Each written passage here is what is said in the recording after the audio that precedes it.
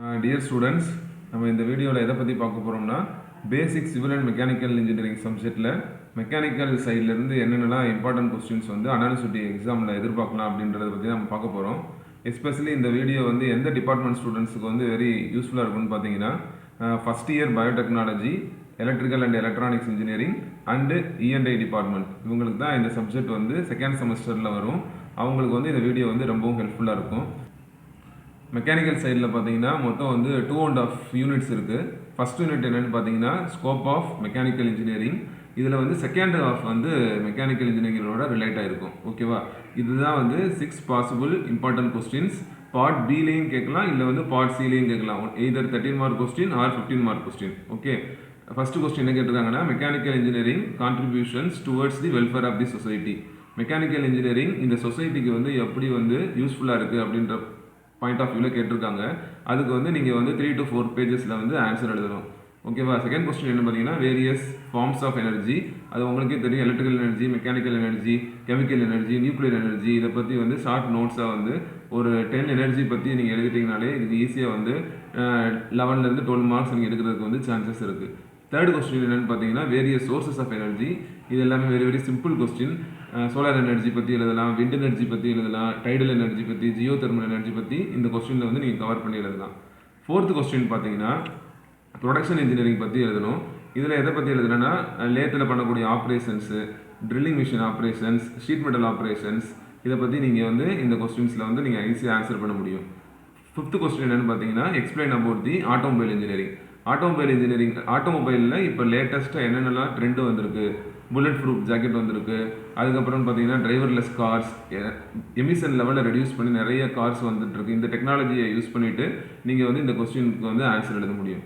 Last question என்ன பார்த்தீங்கன்னா explain in detail the interdisciplinary concept in mechanical engineering. ஓகேவா?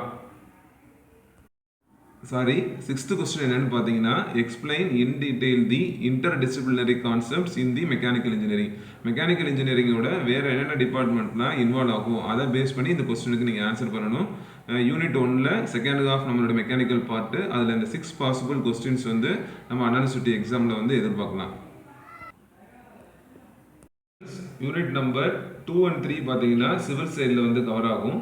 Unit number 4 உடைய title பார்த்தீங்கன்னா IC engines and power plants. இது கொஞ்சம் லென்த்தி யூனிட் தான். More number of important questions வந்து இதில் இன்வால்வ் ஆகும். ஒன் பை ஒன்னாக பார்த்துருவோம். ஃபர்ஸ்ட் கொஸ்டின் வந்து classify the IC engine and then with a neat sketch explain about the different parts of the engine. Classification IC engine செப்பரேட்டாக answer கொடுத்துருங்க. அதுக்கப்புறம் வந்து ஒரு ஐசி இன்ஜினுடைய கிராஸ் செக்ஷன் டயக்ராம் சிம்பிளாக ட்ரா பண்ணிவிட்டு அதில் டிஃப்ரெண்ட் பார்ட்ஸ் கண்டிப்பாக கரெக்டாக நிறைய பார்ட்ஸ் இருக்கும், அது ஒன்றோட மார்க் பண்ணிடுங்க. அதோட இண்டிவிஜுவல் ஒர்க்கிங் வந்து எழுதிட்டிங்கனாலே இந்த கொஸ்டினுக்கு வந்து ஈஸியாக ஆன்சர் பண்ண முடியும். செகண்ட் கொஸ்டின் பார்த்தீங்கன்னா 4 stroke petrol engine working principal கேட்டிருக்காங்க. அப்போ 4 ஸ்ட்ரோக்குடைய இண்டிவிஜுவல் டயக்ராம் ட்ரா பண்ணிவிட்டு அப்போ ஒவ்வொரு ஸ்ட்ரோக்குக்கும் எக்ஸ்பிளனேஷன் கொடுத்துருங்க. ப்ரீவியஸ் இயர் கொஸ்டின்ஸில் பார்த்தீங்கன்னா எக்ஸ்பிளைன் அபவுட் ஆட்டோ சைக்கிள் அப்படின்னு ஒரு கொஸ்டின் கேட்டிருந்தாங்க. அது நம்ம சிலபஸ்லேயே கிடையாது. அந்த கொஸ்டினுக்குரிய ஆன்சர் வந்து இந்த 4 ஸ்ட்ரோக் பெட்ரோல் இன்ஜினுக்குரிய ஒர்க்கிங் பிரின்சிபல் ஆன்சரை நீங்கள் ஈஸியாக கொடுக்க முடியும். ஓகேவா? தேர்ட் கொஸ்டின் பார்த்தீங்கன்னா 4 ஸ்ட்ரோக் டீசல் இன்ஜின். சிமிலராக பார்த்தீங்கன்னா 4 ஸ்ட்ரோக் டயக்ராம், அதோட எக்ஸ்பிளனேஷன்.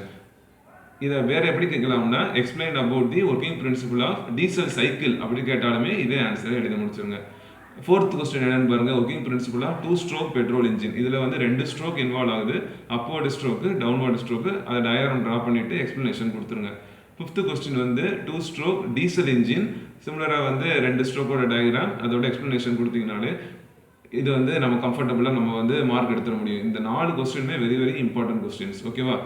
நெக்ஸ்ட் கொஸ்டின் என்னன்னு பாருங்க, difference between SI engine and CI engine. எப்பயுமே வந்து டிஃபரன்ஸ் கேட்டாங்க அப்படின்னாலே ஒரு 12 பாயிண்ட்ஸ் வர மாதிரி நீங்கள் எழுதி முடிச்சிருங்க. எஸ்ஐ இன்ஜின் அப்படி அது இன்னொரு நேம் வந்து spark ignition engine. SI engine எப்படி சொல்லலாம்னா பெட்ரோல் இன்ஜின் அப்படின்னு சொல்லலாம். கம்ப்ரஸர் இக்னிஷன் இன்ஜினுடைய ஷார்ட் ஃபார்ம் சிஐ இன்ஜின். அதை வேறு எப்படி சொல்லலாம், டீசல் இன்ஜின்னு சொல்லலாம். நெக்ஸ்ட் இம்பார்ட்டன்ட் கொஸ்டின் என்னன்னு பார்த்தீங்கன்னா difference between 4 stroke and 2 stroke engines. இதுக்கும் வந்து டிஃபரன்ஸ் வந்து புக்கில் கொடுத்துருப்பாங்க.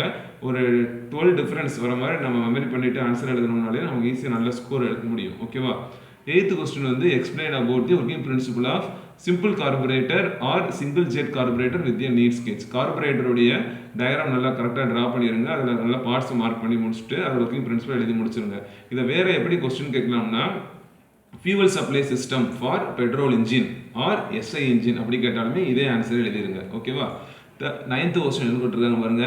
ஒர்க்கிங் பிரின்சிபலா ஃபியூவல் இன்ஜெக்டர் கேட்குறாங்க. அப்போ ஃபியூவல் இன்ஜெக்டருடைய டயக்ராம் புக்கில் இருக்கு, அதை ரெஃபர் பண்ணிடுங்க. அதை ஒர்க்கிங் பிரின்சிபல் எழுதிடலாம். இதை வேற எப்படி கொஸ்டின் கேட்கலாம் அப்படின்னு பார்த்தீங்கன்னா, fuel supply system for diesel engine or compression ignition engine அப்படி கேட்டாலுமே இதே ஆன்சரே உங்களால் எழுத முடியும். 10th கொஸ்டின் என்னன்னு பாருங்க. Explain about different types of lubrication systems involved in the IC engine. IC இன்ஜின்ஸ்ல என்னென்ன லூப்ரிகேஷன் சிஸ்டம்ஸ் அதோட டைப்ஸ் கேட்டிருக்காங்க. அப்போ வந்து 3 டைப் இருக்கும், உங்களுக்கு தெரியும். Splash lubrication, full pressure lubrication, ஃபைனலாக வந்து பெட்ரோ ஆயில் லூப்ரிகேஷன். இது 3உடைய பெட்ரோ ஆயிலுக்கு வந்து டயக்ராம் இருக்காது. ஃபர்ஸ்ட் சொன்ன 2க்கும் டயக்ராம் இருக்கும். எக்ஸ்பிளனேஷன் கொடுத்துருங்க. 11th கொஸ்டின் வந்து கூலிங் சிஸ்டம், ஐசி இன்ஜினுடைய கூலிங் சிஸ்டம் கேட்குறாங்க. அப்போ வந்து ஏர் கூலிங் தெரியும், வாட்டர் கூலிங். ஏர் கூலிங்னாலே ஃபின்னை வச்சு யூஸ் ஆகணும்னு தெரியும். வாட்டர் கூலிங்கில் ரேடியேட்டர் டயக்ராம். அதில் வந்து வாட்டர் கூலிங்கில் 3 கேட்டகரி வச்சு நீங்கள் டயக்ராம் ட்ரா பண்ணணும். ஃபர்ஸ்ட்டு வந்து என்னென்னு பார்த்தீங்கன்னா, free circulation first type, force circulation second type, அப்போ தெர்மோஸ்டாட் வச்சு ஒரு 3 டைப் டயக்ராம் நீங்கள் ட்ரா பண்ணிட்டீங்கனாலே இதில் வந்து நம்ம நல்ல மார்க் வந்து ஸ்கோர் பண்ண முடியும். நெக்ஸ்ட் வந்து இப்போ பார்த்தது எல்லாமே இன்ஜின் சைடு கொஸ்டின்ஸ் எல்லாம் பார்த்துருக்கோம். இப்போ வந்து பவர் பிளான்ட்ல வெரி இம்பார்ட்டன்ட் கொஸ்டின் பார்த்தீங்கன்னா, இந்த working principle of thermal power plant அது வந்து கண்டிப்பாக எதிர்பார்க்கக்கூடிய கொஸ்டின். இந்த தெர்மல் பவர் பிளான்ட் வேறு எப்படிலாம் சொல்லலாம்னு பாருங்கள். ஸ்டீம் பவர் பிளான்ட், கோல் பேஸ்டு பவர் பிளான்ட். இந்த தெர்மல் பவர் பிளான்ட் எல்லாமே எந்த சைக்கிளில் ஒர்க் ஆகுதுன்னா ரேங்கின் சைக்கிள் அப்படின்றதுலாம் ஒர்க் ஆகுது. அப்படி கேட்டாலுமே வந்து இதே ஆன்சரை நம்மளால் ஈஸியாக எழுத முடியும். ஃபைனலாக வந்து அட்வான்டேஜும் டிஸ்அட்வான்டேஜும் கொடுத்துட்டிங்கன்னா, இதில் வந்து லே அவுட் வந்து வெரி இம்பார்ட்டன்ட். கரெக்டாக வந்து ப்ராப்பர் டிராயிங் இன்ஸ்ட்ருமெண்ட் யூஸ் பண்ணி ட்ரா பண்ணிவிட்டு அப்புறம் வேரிய சர்க்யூட் நேமை கொடுத்துட்டிங்கனாலே நமக்கு வந்து நல்ல மார்க் வர சான்சஸ் இருக்குது. இப்போ வந்து நெக்ஸ்ட் இம்பார்ட்டன்ட் கொஸ்டின் என்னன்னு பார்த்தீங்கன்னா, draw the layout of diesel power plant, explain the working principle in detail and also give the advantages disadvantages. Diesel power பிளான்ட்டுக்கு செப்பரேட் லே அவுட் இருக்குது. அதில் வந்து இண்டிவிஜுவல் சர்க்யூட்ஸ் கரெக்டாக கொடுத்துருங்க. மார்க் வந்து நமக்கு ஈஸியாக வந்து ஸ்கோர் பண்ணிடலாம். 14th இம்பார்ட்டன்ட் கொஸ்டின் என்னன்னு பார்த்தீங்கன்னா, ஹைட்ரோ எலக்ட்ரிக் பவர் பிளான்ட்டோடைய ஒர்க்கிங் பிரின்சிபல் அதோட அட்வான்டேஜஸ் டிஸ்அட்வான்டேஜஸ் கேட்டிருக்காங்க. இது வந்து important question. Hydroelectric diagram layout draw பண்ணிட்டு அதில் இருக்கிற என்னென்ன காம்பனன்ட்ஸ் பற்றி எழுதுறதுனால நமக்கு வந்து நல்ல மார்க் வந்து இதில் வரதுக்கு சான்சஸ் இருக்குது. 5th கொஸ்டின் என்னன்னு பார்த்தீங்கன்னா, கேஸ் டர்பைன் பவர் பிளான்ட்டோடைய ஒர்க்கிங் பிரின்சிபல் கேட்குறாங்க. இப்படி கேட்டாங்க அப்படின்னாலே 2 சைக்கிளுமே நம்மளால கண்டிப்பாக நீங்கள் ட்ரா பண்ணணும். ஓப்பன் சைக்கிள் பற்றி எழுதணும், க்ளோஸ்டு சைக்கிள் பற்றி எழுதுனீங்கனாலே நமக்கு இதில் வந்து நல்ல மார்க் கிடைக்கிறதுக்கு சான்சஸ் இருக்குது. 16th கொஸ்டின் என்னன்னு பார்த்தீங்கன்னா, explain the working principle of nuclear power plant கேட்டிருக்காங்க. அதோட அட்வான்டேஜஸ் டிஸ்அட்வான்டேஜஸ். இப்போ இதில் பார்க்கும்போது pressurised water nuclear power plant இருக்குது பார்த்தீங்களா, அந்த லே அவுட் ட்ரா பண்ணிட்டு நம்ம வந்து இதோட ஒர்க்கிங் பிரின்சிபல் நீங்கள் எழுதிருங்க. ஓகேவா? அதில் என்னென்ன காம்பனன்ட்ஸ் இருக்குது, என்னென்ன சர்க்யூட்ஸ் இருக்குது எல்லாமே வந்து நீங்கள் வந்து எழுதிட்டீங்கனாலே நம்ம நல்ல மார்க் வந்து ஸ்கோர் பண்ணுறதுக்கு சான்சஸ் இருக்குது. இது வந்து one of the very important question. Explain about the boiling water reactor, அதோட ஷார்ட் ஃபார்ம் கேட்டிருக்காங்க. நியூக்ளியர் ரியாக்டரில் இது ஒரு டைப். ஓகேவா? ஒர்க்கிங் பிரின்சிபல் எழுதும் போது pressurised water nuclear power plant பற்றி எழுதிட்டு எக்ஸ்பிளனேஷன் கொடுத்துருங்க. இதுக்கு வந்து செப்பரேட் டயக்ராம் இருக்குது, அது உங்களுக்கே தெரியும். ஓகேவா? 18th கொஸ்டின் வந்து கேஸ் கூல்டு ரியாக்டர். இது வந்து ஒரு இம்பார்ட்டன்ட் கொஸ்டின் சொல்லலாம். ஓகேவா? 19th கொஸ்டின் என்னன்னு பார்த்தீங்கன்னா, இப்போ பாய்லர் சைடு நம்ம வர போகிறோம். ஃபஸ்ட்டு இன்ஜின் சைடு பார்த்து முடிச்சிருக்கோம், அதுக்கப்புறம் வந்து பவர் பிளான்ட் சைடு பார்த்து முடித்தோம். இப்போ வந்து பாய்லர்ஸ் வந்து இன்வால்வ் ஆகுது. அப்போ ஃபஸ்ட்டு என்ன கேட்டிருக்காங்கன்னு பாருங்கள். 19th கொஸ்டினில் explain in detail about the Cochran boiler. இப்படி கேட்டாலும் நீங்கள் டேரெக்டாக அந்த டயக்ராம் இருக்கும், அதை அப்படியே ஒர்க்கிங் பிரின்சிபல் நீட்டாக எழுதி பார்ட்ஸ் எல்லாம் மார்க் பண்ணி என்னென்னலாம் ஃபங்க்ஷன் அப்படின்னு நீங்கள் ஈஸியாக எழுதிடலாம். இதை வேறு ஃபார்மில் எப்படி கேட்குறாங்கன்னு பாருங்கள். Explain the working principle of fire tube boiler அப்படி கேட்டாலுமே நீங்கள் இதே ஆன்சரை எழுத முடியும். ஓகேவா? 20th கொஸ்டின் என்னன்னு பாருங்க. Explain in detail about the Babcock and Wilcox boiler. அதை பற்றி டயக்ராம் செப்பரேட் டயக்ராம் வந்து உங்கள் புக்லேயே கிளியராக இருக்கும். அதை பார்ட்ஸை மார்க் பண்ணுங்கள். ஒவ்வொரு காம்பனண்ட்டுடைய ஃபங்க்ஷன் என்னன்னு எழுதி முடிச்சிட்டிங்கனாலே நல்ல மார்க் எடுக்க சான்சஸ் இருக்குது. இதை வேறு எப்படி கேட்கலாம்னா, explain about the working principle of water tube boiler அப்படி கேட்டாலுமே நம்ம இந்த டயக்ராம் ட்ரா பண்ணிவிட்டு அந்த ஆன்சர் நீங்கள் எழுதுனாலுமே சேம் தான். ஓகேவா? இப்போ Cochran boiler example for fire tube boiler, Babcock Wilcox வந்து example for water tube boiler. 21th question என்ன கேட்குறாங்க பாருங்க. பென்சன் பாய்லருடைய ஒர்க்கிங் பிரின்சிபல் கேட்குறாங்க. அதுக்கு செப்பரேட் டிராயிங் இருக்குது. ஒர்க்கிங் பிரின்சிபல் நீங்கள் நீட்டாக எழுத முடியும். 22 அப்புறமே நெக்ஸ்ட் கொஸ்டின் என்ன இருக்குது. லேமன் பாய்லருடைய ஒர்க்கிங் பிரின்சிபல் கேட்டிருக்காங்க. அப்போ அதுக்கு ஒரு டயக்ராம் நீங்கள் வந்து பார்ட்ஸ் மார்க் பண்ணுறீங்க, ஒர்க்கிங் பிரின்சிபல் எழுதிடலாம். இந்த 2 பாய்லர்ஸ் பார்த்தீங்கன்னா அதுக்கு வந்து இன்னொரு நேம் வந்து high pressure boiler. High pressure பாய்லர்னு கேட்டாங்கன்னா நீங்கள் வந்து இந்த 2 பாய்லருடைய டயக்ராம் ஒர்க்கிங் பிரின்சிபல் நீங்கள் கம்பல்சரி எழுதியே ஆகணும். ஓகேவா? ஃபயர் டியூப் பாய்லர் அப்படின்னு கேட்டாங்கன்னா கோக்ரான் பாய்லர் எழுதுங்க. வாட்டர் டியூப் பாய்லர்னு கேட்குறாங்கன்னா பாப்காக் வில்காக் எழுதுங்க. ஹை ப்ரெஷர் பாய்லர்னு கேட்டாங்கன்னா இந்த 2 பாய்லருடைய லே அவுட்டையும் ட்ரா பண்ணி ஒர்க்கிங்கையும் நீங்கள் கண்டிப்பாக எழுதணும். இம்பார்ட்டன்ட் கொஸ்டின் என்னன்னு பார்த்தீங்கன்னா working principle of single acting reciprocating pump அதோட டயக்ராம் ட்ரா பண்ணணும். நீங்கள் வந்து பார்ட்ஸ் பண்ணுங்கள், பார்ட்ஸ் வந்து மார்க் பண்ணணும். ஓகேவா? It's very very simple diagram. Working பிரின்சிபலும் ரொம்ப வந்து சிம்பிளாக தான் இருக்கும்.